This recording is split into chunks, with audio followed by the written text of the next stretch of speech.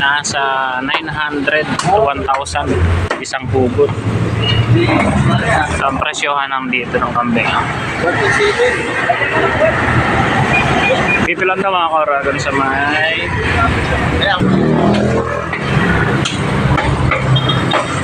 dito lang to sa may boundary ng Malaria at Caloocan.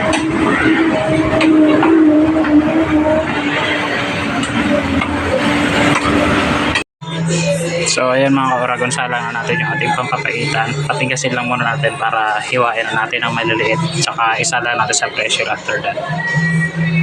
So ito mga Kauragon, kumulo na. Ihanguin na muna natin para mahiwa na natin.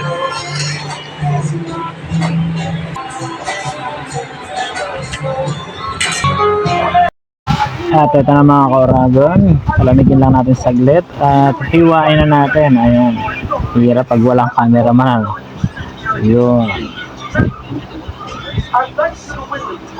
Ayan na lang yung baga at yung tuwalya, maging yung puso. At eto na, natapos na natin mga Kauragon. So salang na natin margarine at kukunti yung margarine natin, so dagdagan natin ng butter, dairy cream. Diyan natin igigisa yung luya at eto na nga, igisa na natin hanggang sa mag golden brown yung ating luya at isusunod natin maya maya yung sibuyas at bawang. Ayun, hanggang sa maging translucent naman yung ating sibuyas, pwede na yan. At igigisa na natin yung ating pampapaitan. Ayun, ilagay na natin yung ating mga hiniwa kanina. Hindi ko muna siya pinalambot kanina, pinakulo, pinatigas ko lang para mabilis nating mahiwa. At dito natin siya ngayon papalambutin sa pressure.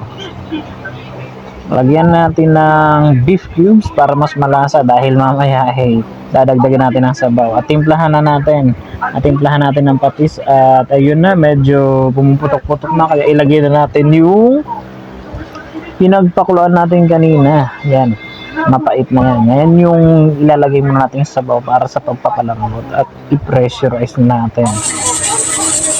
Yun, ayan yung ating mga kulang na lang na sangkap. At kung nakikita nyo, inurasan natin yan hanggang sa lumambot. Dapat mga 40 minutes para siguradong malambot tayo.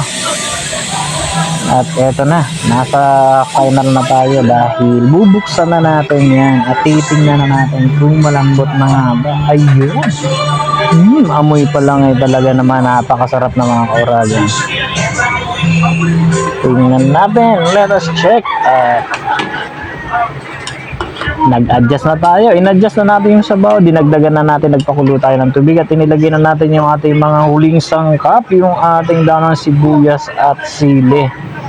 Siling haba, hindi natin hiniwa yung mga Kauragon para yung iba kasi ayaw na maanghang.